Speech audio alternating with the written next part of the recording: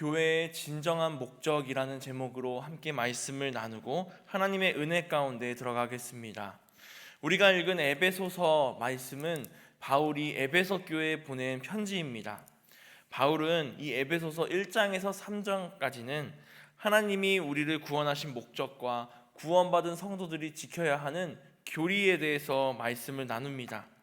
그리고 오늘 우리가 읽은 4장 그리고 5장, 6장은 구원받은 백성으로서 새로운 삶을 시작할 때 어떤 삶을 살아야 하는지 실천적인 권면을 하고 있는 말씀이 기록되어 있습니다. 오늘 우리가 읽은 4장이 구원받은 성도들이 가져야 할 그 중에 첫 번째 모습입니다. 오늘 말씀을 함께 나누면서 우리들과 또 우리 교회와 우리 가정과 내가 어떤 구원받은 성도의 모습이어야 하는지, 내가 어떤 모습으로 살아가야 하는 것인지 깨달아 나아가는 시간 되길 소망합니다. 제가 지금 가지고 있는 성경에서 4장 1절 위에 작은 제목이 적혀 있습니다. 성령이 하나 되게 하신 것이라고 제 성경에 적혀 있는데요. 이렇게 우리는 모두 성령의 하나 되게 함을 경험하는 사람들이 되어야 합니다. 우리는 성령으로 부르심 받은 사람입니다. 오늘 본문 말씀 4장 1절 말씀을 다시 한번 읽어보겠습니다. 함께 봉독합니다. 그러므로 주 안에서 갇힌 내가 너희를 권하노니 너희가 부르심을 받은 일에 합당하게 행하여. 아멘. 사랑하는 성도 여러분, 오늘 사도 바울이 우리에게 이야기한 것처럼 우리는 모두 하나님의 부르심을 받은 자녀들입니다. 누구로부터 부르심을 받았냐면 진짜 하나님밖에 없음을 우리가 알아야 합니다. 내가 교회에 처음 나올 때를 한번 생각해 보면 부모님에 의해서, 친구에 의해서, 이웃에 의해서 혹은 스스로 교회에 나온 분들이 있으실 겁니다. 친구가 교회 가자 해서 왔고, 또 가족들이 교회 가보자 해서 왔고, 내 이웃이 교회 가보자 해서 왔을 것입니다. 하지만 그들이 우리를 불렀다고 해서 우리의 마음이 변화하고 바뀌는 것이 아니라 하나님께서 보내주신 성령의 은혜가 있기에 우리가 이 자리로 부름받아 나왔음을 이 시간 고백하는 우리들 되길 소망합니다. 우리들이 이 자리에 나온 것, 주님의 인도하심으로 나온 것입니다. 오늘 하루를 마치고 또 일주일을 지내고 금요일 저녁에 우리의 발걸음을 인도하신 분이 바로 우리 하나님 아버지심을 믿는 우리들이 되길 소망합니다. 이처럼 우리는 하나님의 말씀 가운데 부르심을 받고 주의 자녀로서 예배에 나왔고 우리의 삶을 살아가고 가정에서 교회에서 각자의 역할을 다하고 있는 각 지체입니다. 우리 이것을 알고 그 사명을 다하며 나가는 우리가 되어야 할 줄 믿습니다. 우리 교회는 사순절부터 계속해서 진행하고 있는 오후 기도회가 있습니다. 오후 2시에 말씀을 한 장 읽고 묵상하고 나누고 기도하는 시간입니다.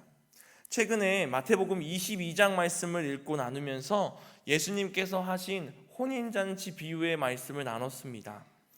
그 혼인잔치 비유에서 하나님의 초청을 거절한 사람들의 모습이 나타나 있는데 비유의 내용이 이렇습니다. 한 임금이 자신의 아들의 혼인잔치를 위해서 잔치를 꾸몄습니다. 그리고 사람들을 초청했죠. 잔칫날이 되자 잔치가 다 준비되고 자신이 준비한 것이 완성되자 종들을 보내서 초청한 사람들에게 자, 잔치가 다 준비되었으니 이제 가십시다 라고 보냅니다. 그러나 잔치에 초청받은 사람은 임금의 초청임에도 불구하고 거절하고 그저 밭으로 일을 하러 나가고 자기 사업장으로 일을 하러 나가는 모습을 보여줍니다. 심지어 어떤 사람들은 임금이 보낸 종을 때리고 모욕하고 죽이기까지 합니다. 여기서 임금은 하나님을 의미합니다. 하나님께서 이 땅 가운데 사람들에게 하나님 나라로 천국잔치로 들어가자고 종들을 보내서 선지자와 사도와 복음 전도자들을 보내서 하나님 나라로 초청하였지만 하나님이 보낸 그 사자들을 죽이고 때리고 모욕하는 행동을 하였습니다.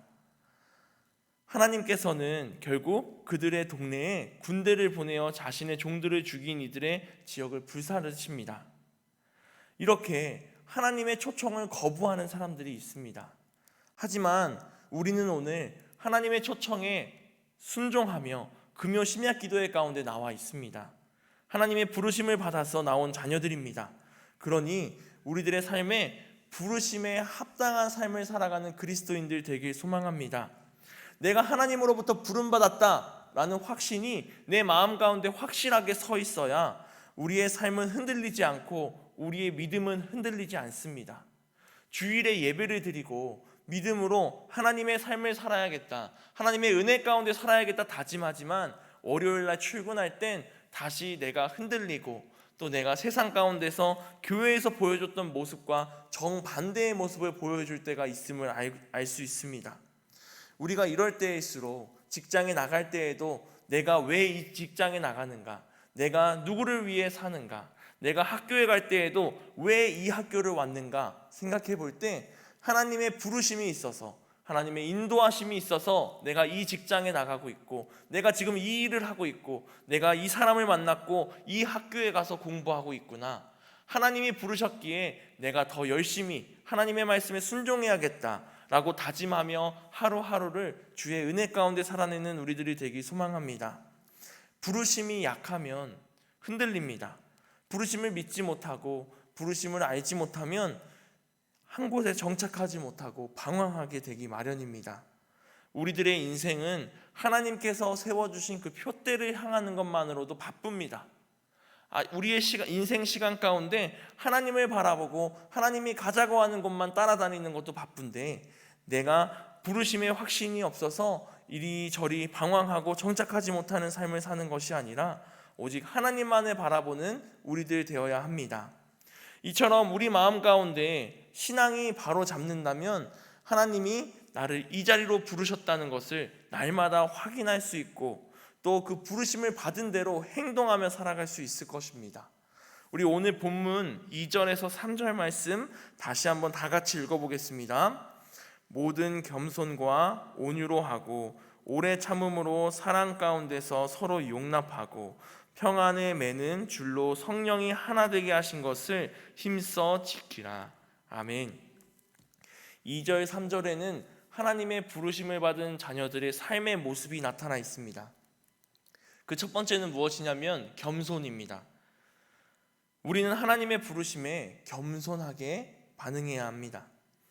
부르심이 확실하면 그 삶의 모습에 겸손이 나타나게 되어 있습니다. 그러나 이 바울이 겸손을 이야기하는 이 말씀을 전하는 이 당시에는 겸손이라는 것이 미덕이 아니었습니다. 겸손이라는 것은 그저 종들이 하는 태도였습니다. 종들이 자신의 주인에게 하는 것이 겸손의 모습이었습니다.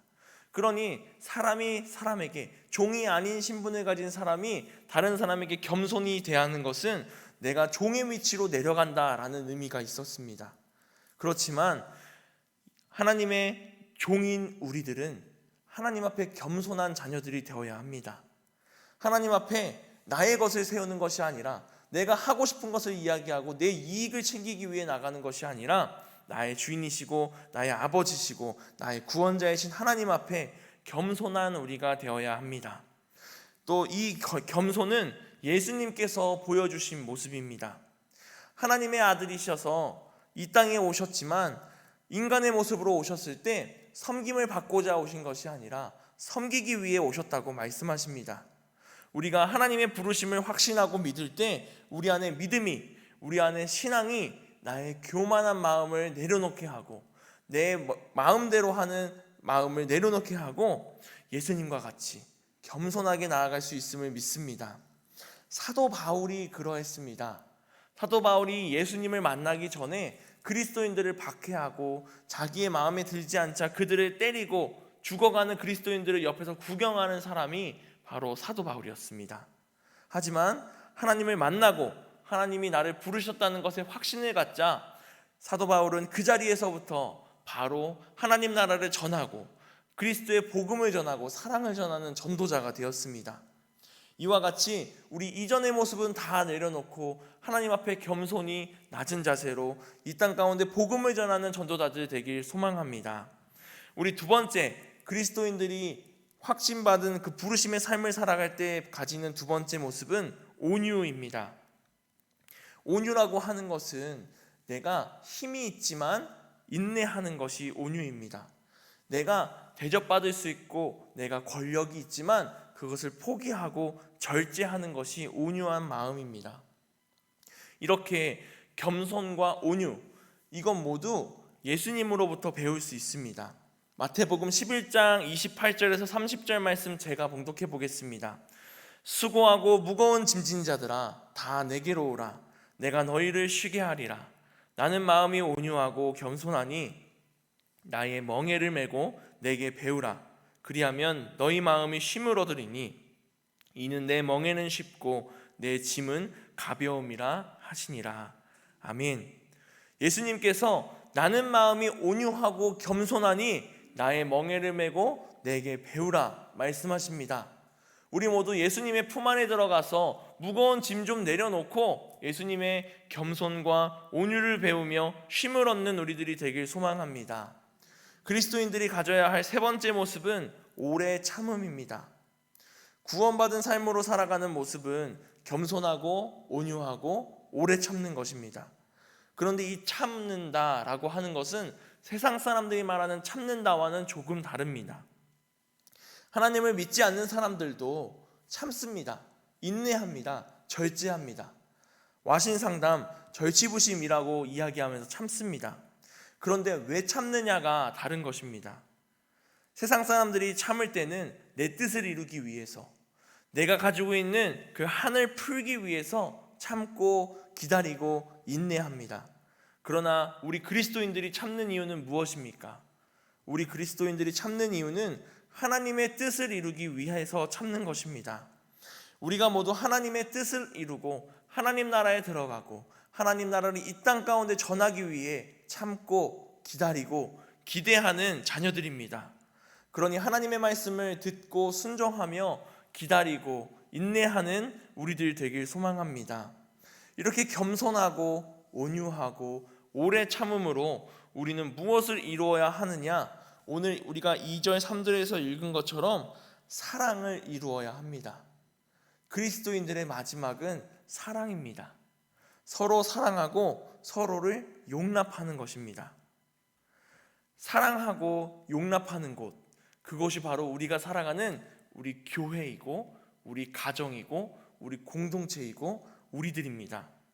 교회 안에서 성도들의 모습이 어떻게 해야 될까요?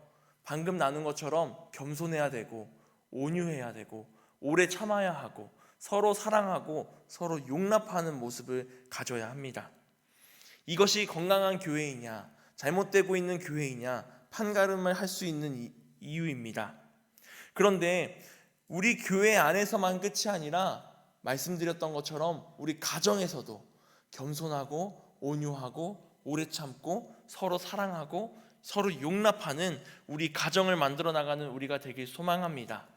가정도 사람들이 모여있는 공동체입니다. 그러다 보니 마찰이 생기고 갈등이 생기고 어려움이 생기기 마련입니다. 그럴 때 우리들은 서로 사랑하니 서로 용납하고 서로 사랑하니 서로 참아주고 겸손해주고 온유한 우리들이 되어야 합니다.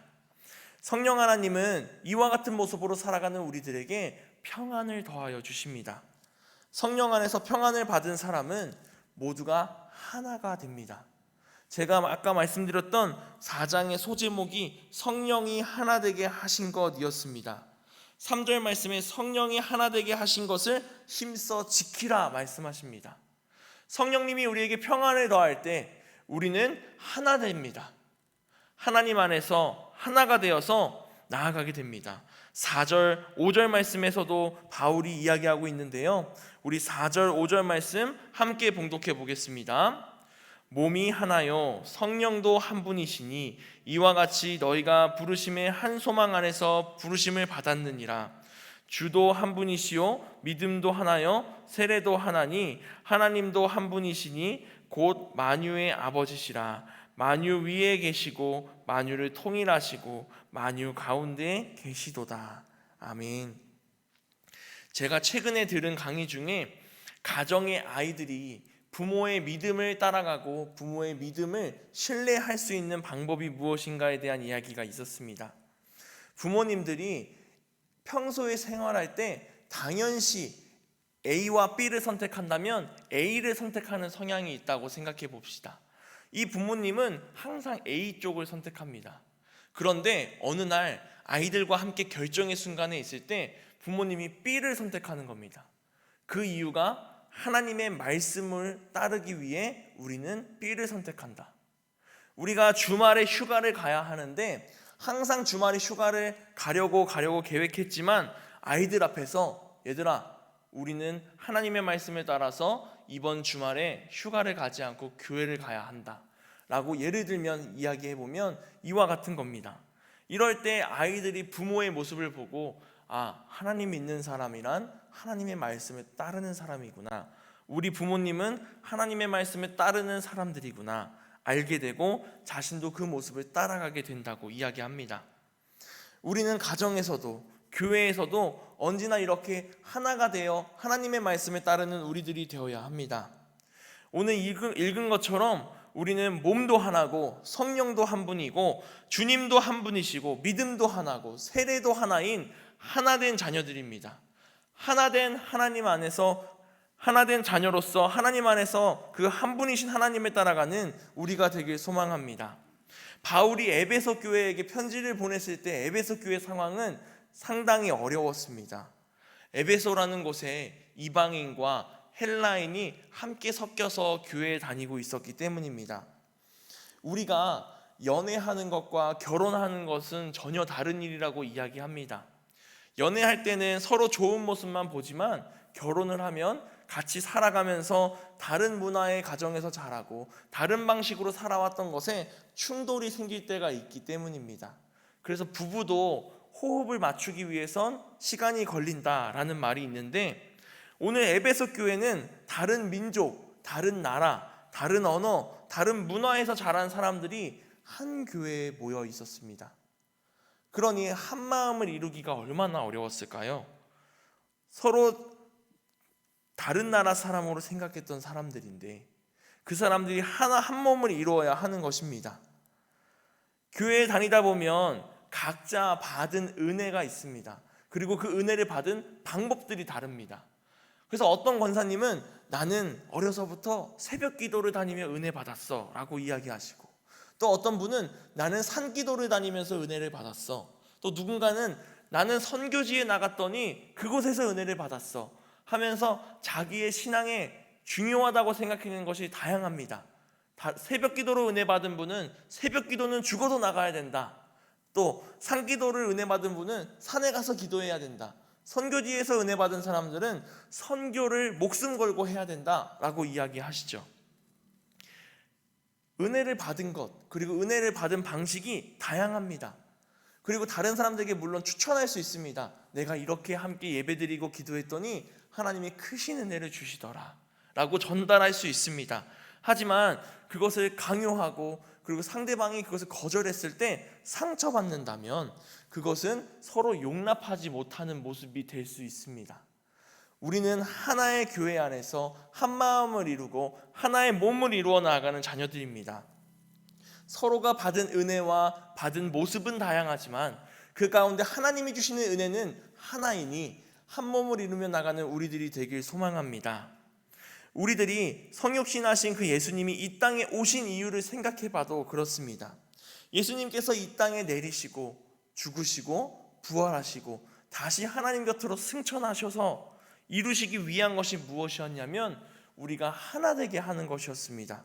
막힌 담을 헐고 쌓여있는 벽을 무너뜨리고 휘장을 찢으시고 모든 성도들이 구원받아 하나님 나라에 들어가는 한 민족이 되게 하셨습니다. 우리 예수님이 우리에게 오신 이유를 기억하면서 한마음 한뜻을 이루어 나가는 우리들이 되길 소망합니다. 우리 10절 말씀에도 내리셨던 그가 곧 모든 하늘 위에 오르신 자니 이는 만물을 충만하게 하려 하심이라 말씀하고 계십니다. 예수님께서 이곳에 오셨던 이유도 만물을 충만하게 하려 하심입니다. 우리에게 화평을 더하시고 우리가 하나가 되게 하시고 주님 안에서 한 가족이 되게 하시기 위함이었습니다. 주님은 우리 교회를 하나가 되게 하고 통일되게 합니다. 그러나 때론 세상의 사람들의 말을 들어보면 갈등과 분쟁과 분란이 많은 곳은 교회라고 이야기할 때가 있습니다.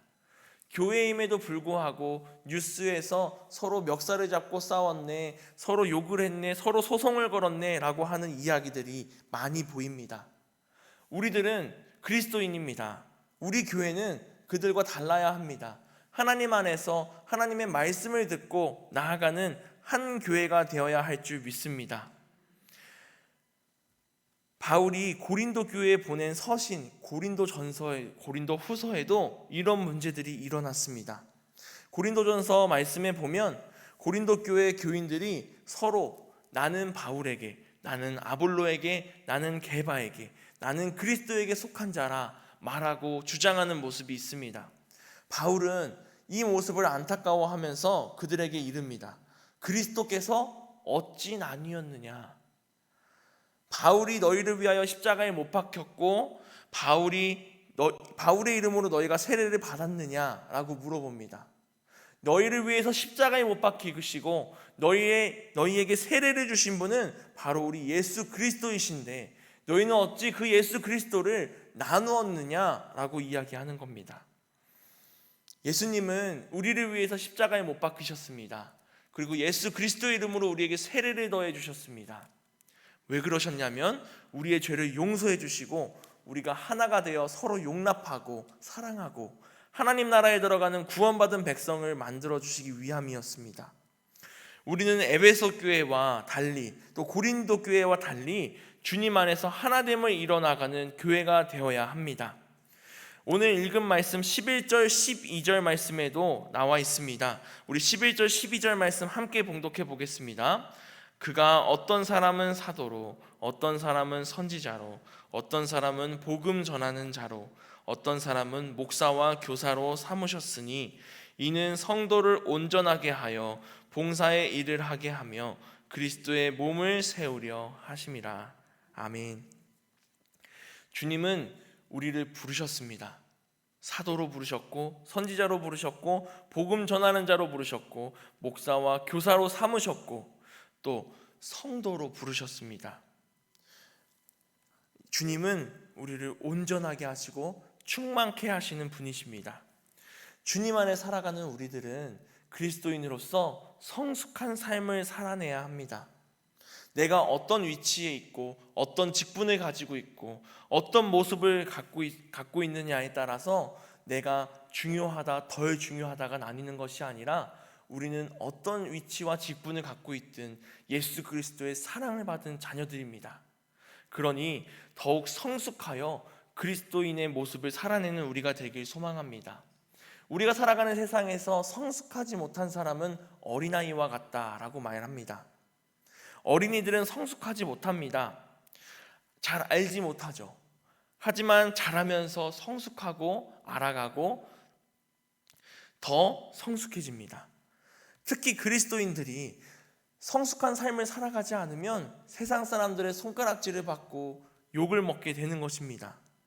우리가 그리스도인으로서 주님 앞에서 믿음으로 성숙한 삶을 살아가고 그럴 때일수록 더욱 봉사하는 마음이 생기고 우리를 통해서 그리스도의 향기가 세상 가운데 전해진다는 것을 알고 성숙하고 부름받은 행동으로 살아가는 우리가 되길 소망합니다. 에베소서 오늘 말씀 13절 14절 말씀에 이렇게 기록되어 있습니다. 우리가 다 하나님의 아들을 믿는 것과 아는 일에 하나가 되어 온전한 사람을 이루어 그리스도의 장성한 분량이 충만한 데까지 이르리니 이는 우리가 이제부터 어린아이가 되지 아니하여 사람의 속임수와 간사한 유혹에 빠져 온갖 교훈의 풍조를 밀려 요동하지 않게 하려 함이라. 아멘. 우리는 그리스도의 장성한 분량에 충만히 이르는 자녀들이 되길 소망합니다. 우리는 예수님을 닮아야 합니다. 장성한 분량에 이른다는 것은 예수님께서 걸어가신 그 길을 함께 걸어가고 함께 따라가고 예수님을 닮아가는 것을 말합니다. 나만 아는 나만의 삶을 살아가는 것이 아니라 예수님이 이끄시는 삶을 살아가는 우리가 되어야 합니다. 주님과 함께 행동하면서 성숙되고 주님이 주시는 그 참된 사랑을 누리는 우리들이 되길 소망합니다. 그렇게 주님의 사랑 안에 살아갈 때 그리스도의 몸은 스스로 세워진다 말씀하셨습니다. 내가 내 힘으로 세우려고 하는 것이 아니라 우리가 사랑하면서 용납하고 성숙한 그리스도인의 삶을 살아갈 때 성령 하나님이 교회를 세우시고 가정을 세우시고 나의 믿음을 세우시고 우리를 세워 세상 가운데 그리스도의 향기를 전하게 하시는데 크게 쓰이게 하시는 그 주님의 은혜가 우리 가운데 있길 소망합니다. 우리는 진정한 그리스도인이 되어야 하고 또 교회가 되어야 합니다. 우리에게 일어날 하나됨의 은혜가 우리 교회 가운데, 우리 가정 가운데, 우리들 가운데 넘치는 공동체가 되길 소망합니다. 기도하겠습니다. 사랑하는 하나님, 주님께서 함께 인도하여 주셔서 오늘도 함께 교회로 부르심 받고 예배로 부르심 받고 또 나의 인생이 주님의 손 가운데 부르심 받았습니다. 주님의 품 안에서 살아갈 때 우리들이 성숙한 자녀들 되게 하시고 주의 사랑을 내가 세상 가운데 전하는 자녀 되게 하시고 서로가 사랑하고 용납하며 하나됨의 공동체를 만들어 나아가는 우리들 될 수 있도록 인도하여 주시옵소서. 교회로 모이게 하셨습니다. 이 가운데서 하나님의 사랑을 우리가 실천할 수 있도록 인도하시고 이 사랑을 세상 가운데 전하는 우리들, 우리 교회, 우리 가정 될 수 있도록 인도하여 주시옵소서. 사랑이 많으신 예수님의 이름으로 기도했습니다. 아멘.